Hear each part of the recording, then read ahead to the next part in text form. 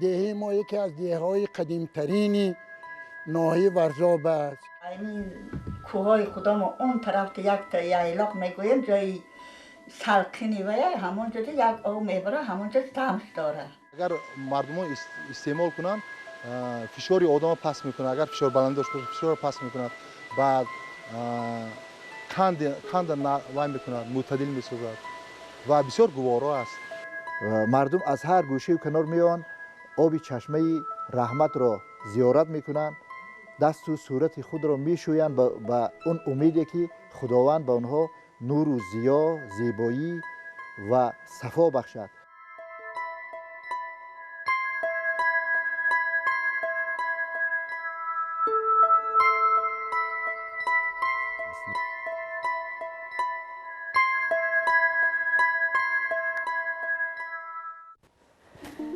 هر یک ده و روستایی را نامیست و عنوان که به خود موافق بوده است. یکی را با نام کوه، دیگری را با نام دریای، سومین را باشد با نام بزرگ و همین است شیوه نامگذاری این یا آن محل. زیمچورود این است نام دهه نوبتی که ما عین حال در برنامه انتخابش نموده ایم. اما چرا ساکنان اینجا چنین یک نام غیرعادی را به این محله روا دیدند؟ در رفت برنامه واضح خواهیم کرد.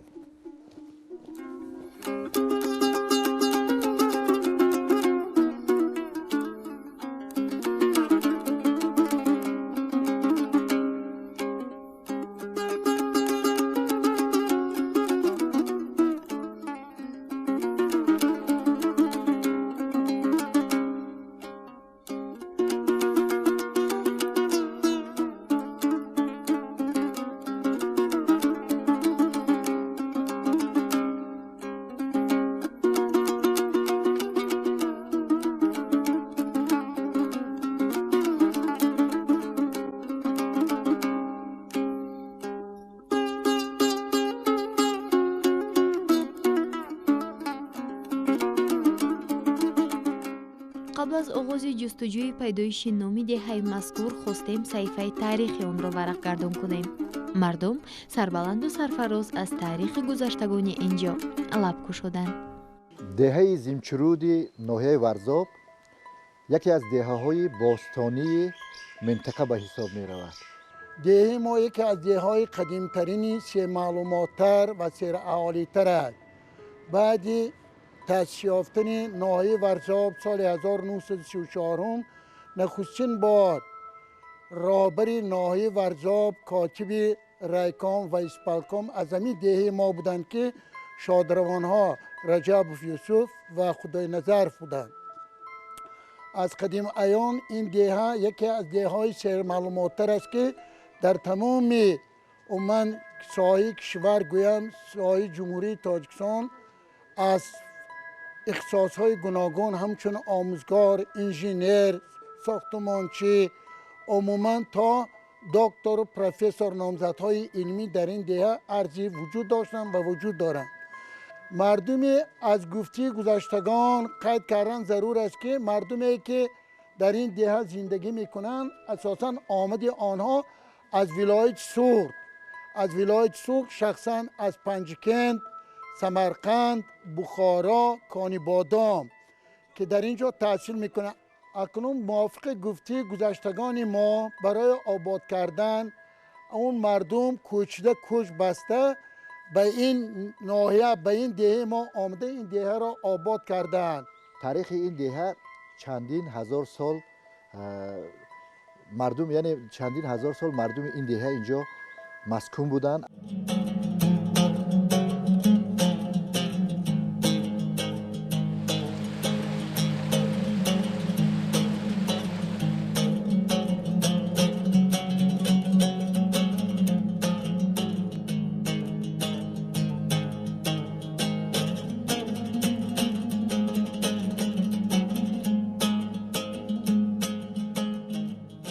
مقصود مطرح واژه زیمچورود موافقت نام به محل است. از این رو ما به زبانشناس مراجعت نمودیم. خود کلمه زمچ یا زیمچ این سرچشمه میگیرد از زبانهای سعودی، چون که در این خود زیمچورود در دره ورزاب که 25 کیلومتر از مرکز ناحیه دورتر واقع است و اینجا مردمان در عهد قدیم با زبانهای ساده نیز حرف میگفتند که تا امروز در بسیاری از دهه‌های این نواحی باقی ماندند و سکونت دارند. از این رو خطا نمیکنیم بگوییم که این سرچشمه اساسی ریشه کلمه سعودی است. یکی از چشمه های خرد این موضع نام گرفته است آب رحمت یا خود چشمه نوروز. سبب چنین نام عجیب گرفتن چشمه مذکور را ساکنان چنین شرح دادند. در همین دههای نواحی ورزاب آب نوروزی نیست، اما در دهه ما چشمه نوروز است که گویا که در فصل بهار ماه مارت 21 تا آخر ماه مارت این چشمه خشک بود از نو پیدا می شد. کمپیرای قدیم نقل میکردن که در یک زمانه یک مرده بوده و یک رمی گوسفند بانی میکردن. این چوپان تهجایی نبود، از جای دیگر رمش را آورده بود. وقتی که به زمین دهه زینچرود میرسد، آن روزی بهاری روزی باران بود، بارانی سخت میبارید، سیل می آمد، از دریاچه زینچرود سیلی خیلی کلان می آمد. بعد این چوبان گوسفندهایش را به یک جای بی‌ضرر آورده بود و تمام شب در زیر باران عذاب تشنگی را میکشید، به خاطر که زیاد عذاب رنج کشیده بود. دمی نزدیکی های صبح بود، تشنه بود، خیلی میخواست که آب نوشد، اما رودخانه زیمچرود پرتلاطم بود، سیل می آمد، از اون همه گیل و خاک و از آب رود نمیشد استفاده کرد. نزدیک های صبح بود که چوبان نگاه کرد، از داخل زمین یک خروس بیرون آمد و صدا زد، از آمدن صبح مژده میداد. خروس پیدا شده است و یک دو بار صدا برآمده است. بعد از اون وای نیست شده است. بعد از اون ماری سفید برآمده است و دور زده است، دور زد دراز شده است. این چوپان به اون مار با حیرت و با ترس مینگریست. یک بار چشمانش پاک کرد، دید که این مار نیست و آب است، آب یک چشمه است.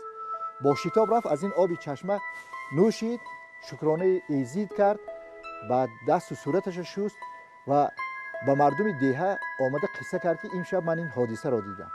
چشمه نوروزی دامین با ماه مارت میبره، لیکن ما یک ماه دوام میکنه، آب برآمدن میگیره. از همین شهر کدامی که فامیلی است، از دیگر قشلاق‌ها آمده آب نوروزی میبرن که این تورکیه گفته هم آب نوروزی میخوردن. و این چشمه و هم هست، آبش طبابتی هم هست. مردم از هر گوشه و کنار میان آب چشمه رحمت را زیارت میکنن، دست و صورت خود را میشویند به اون امیدی که خداوند به آنها نور و ضیا، زیبایی و صفا بخشد. بیشتر اگر مردم استعمال کنن فشار آدم پس میکنه، اگر فشار بلند داشته باشه فشار پس میکنه، بعد قند وای میکنه، معتدل میسازد و بسیار گوارا است. از اون سالها، 100 ساله ها مردم این آب چشمه را به اسم چشمه مقدس آب رحمت هر بهار منتظر می ایستادند. وقتی که آب این چشمه ظهور کرد میرفتن زیارت میکردن. در عصرهای میانه وقتی که سرزمین ما و شما خیلی عظیمتر بود، مردم این دهه یک رسالتی داشتن که از اولی تیر ماه ظرفهای نقرگین آماده میکردن و منتظر ظاهر شدن این چشمه، منتظر خروج این چشمه میماندن. وقتی که چشمه میبرآمد هر بهار، از این آب در ظرفهای نقرگین آب پر میکردن، دهان آن را با سرغوش بسته میکردن، مهر میزدن و به امیر بخارا میفرستادن با کاروانها. یعنی این چشمه 100 ساله هاست خیلی معروفیت داشت. چشمه مذکور محض در انا همین جا، یعنی از زیر انا همین سنگ فواره میزند، اما ساکنان بر آن عقیده‌اند که چشمه مذکور تنها در آن مورد از اینجا فواره میزند که فرارسی جشن نوروز باشد و بعد از به انجام رسیدن جشن نوروز چشمه دوباره قوق می شود. چون خودتان میبینید چشمه عینی حال آب ندارد. محض به همین خاطر چشمه مذکور را چشمه نوروزی نام گذاشتند.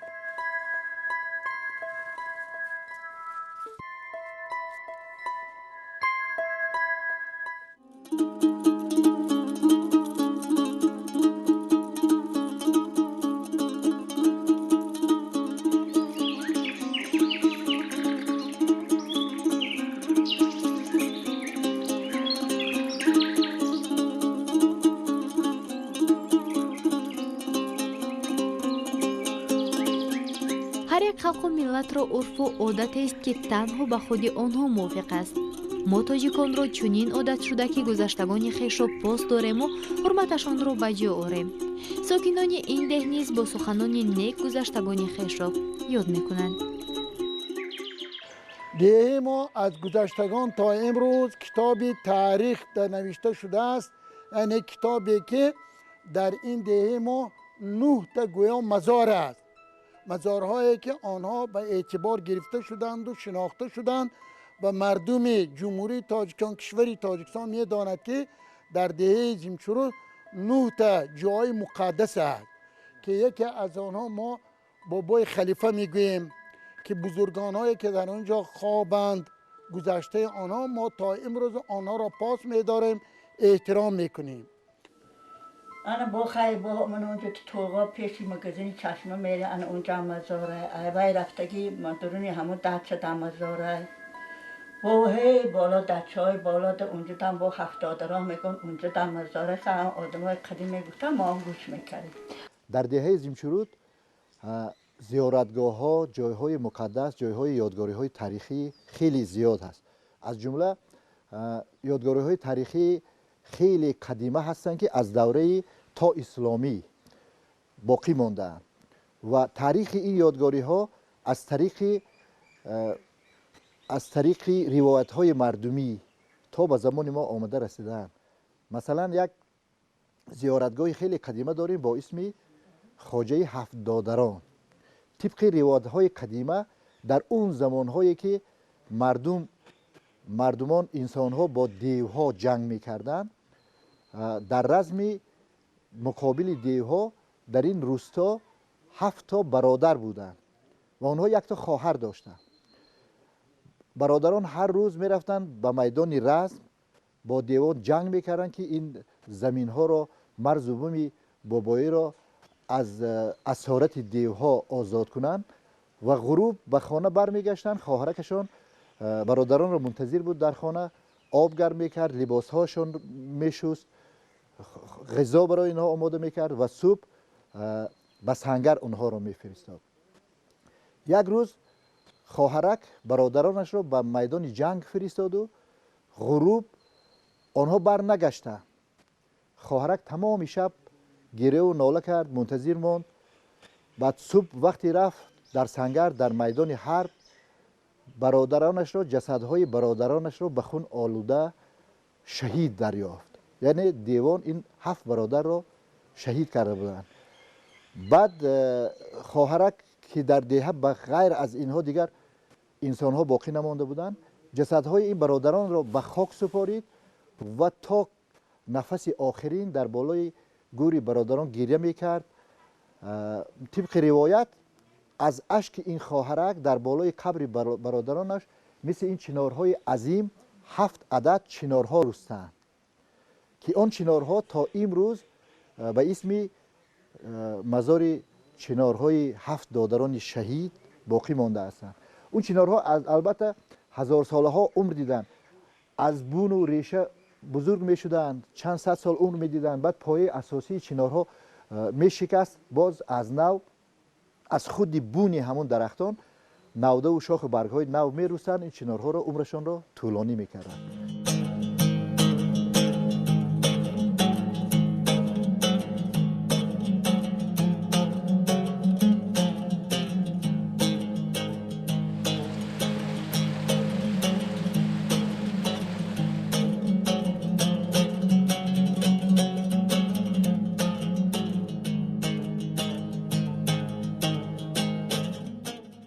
табиати нотакрору назаррабои деҳаи мазкур инчунин зери самои нилгун, обҳои равону мусаффо ва мавзеъҳои истироҳатӣ басу мафтункунанда буда ба кас ҳаловат ва ба рӯҳу равони одам осудагиву дилгармӣ мебахшад.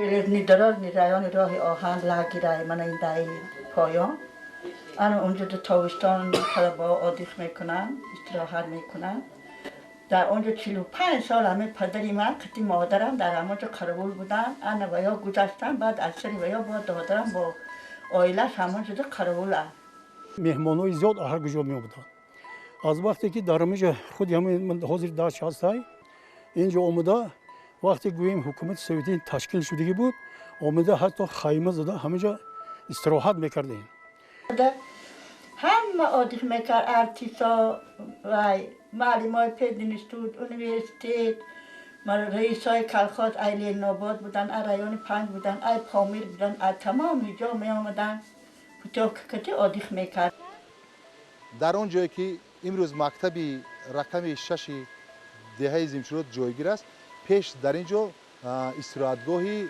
کابینتی پای افزودازی شهر دوشنبه بود بعد از اون با کمک حکومت ناحیه مکتبی نو ساختن در پایانتری همون چی امروز مکتب است مکتب به نام یکی از فرزندای گویم معروف دهه زمشورود بابای یوسف رجب موندن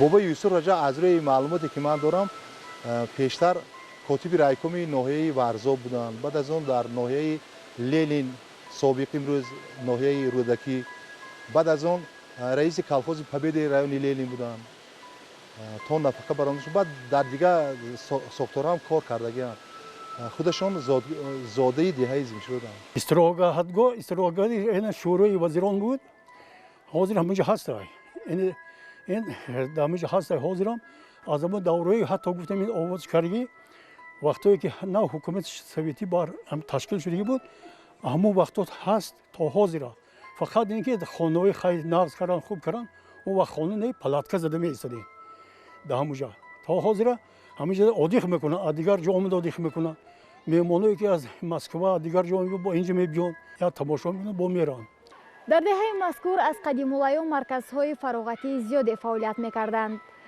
سال 1951 در اینجا استراحتگاه مرکز پایافزالدوزی رقم 1 شهر دوشنبه فعالیت میکرد. سال 1981 بارشات زیاد میگردد و این استراحتگاه خراب میگردد. بعدا سال 2001 در اینجا ساختمان مکتب میانه شروع میگردد و آن را سال 2006 به اتمام میرسانند. این حال باشد در این درگاه مکتب بچگان تحصیل علم میکنند.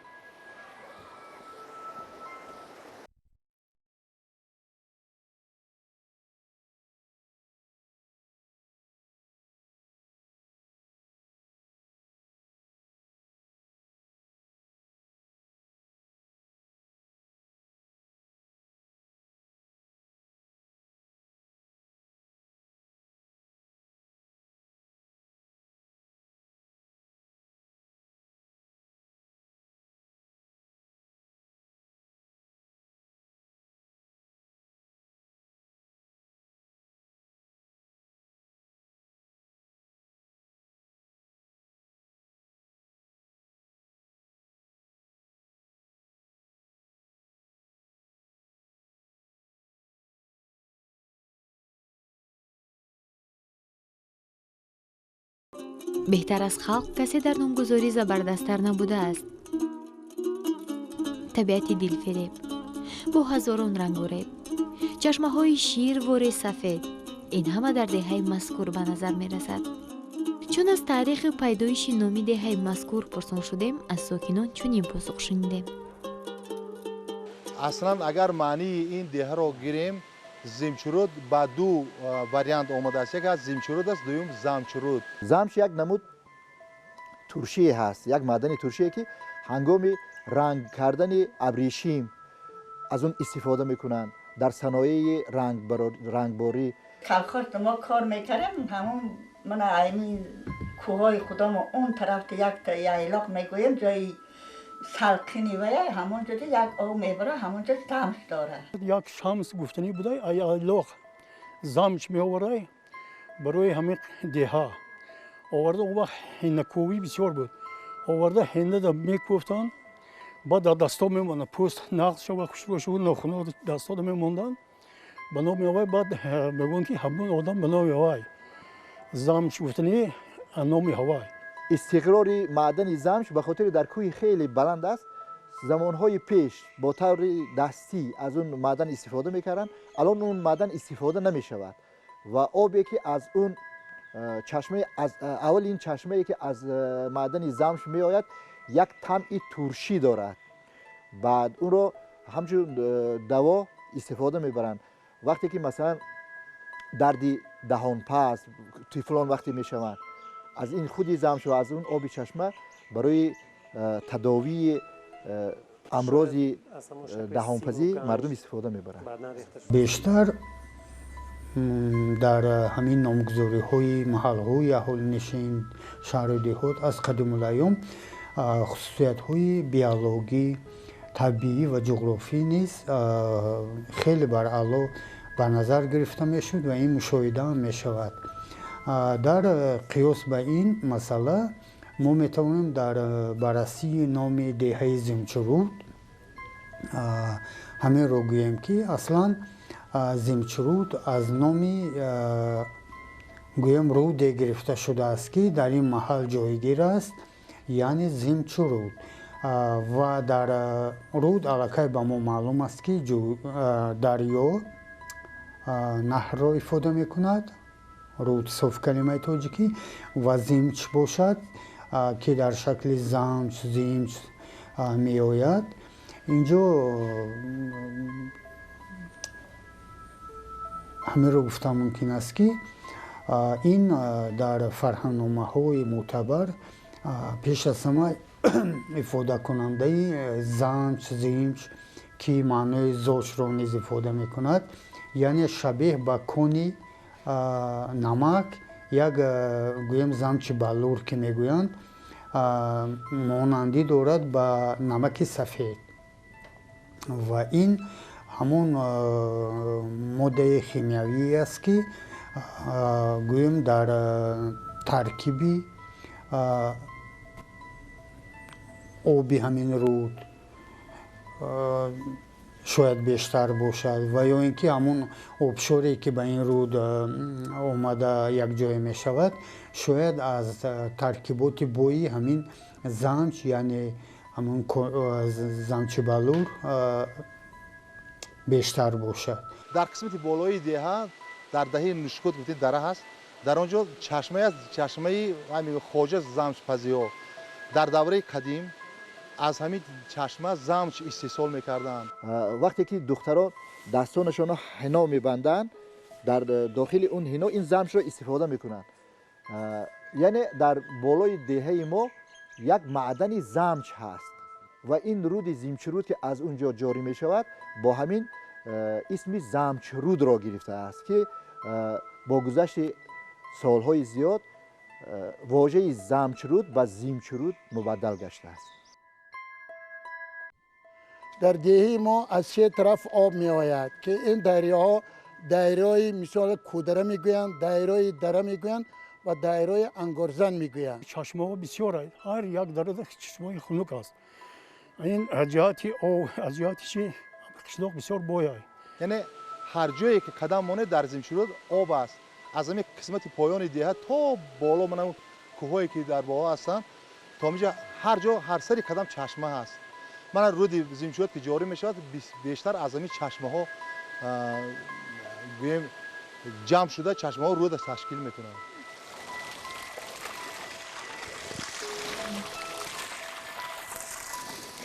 دهه مذکور دارای چشمه های بی‌نهایت زیاده می باشد که آنها از هر گوشه دره ها سرجم آمده یک دریاچه را تشکیل می دهند و ساکنان اینجا با واسطه قبورها محض از همین دریاچه ها به خانه های خیش آب می کشند. تنها به خاطر رودهای زیاد را دارا بودن اینجا این مکان را زمچرود نام گذاشتند.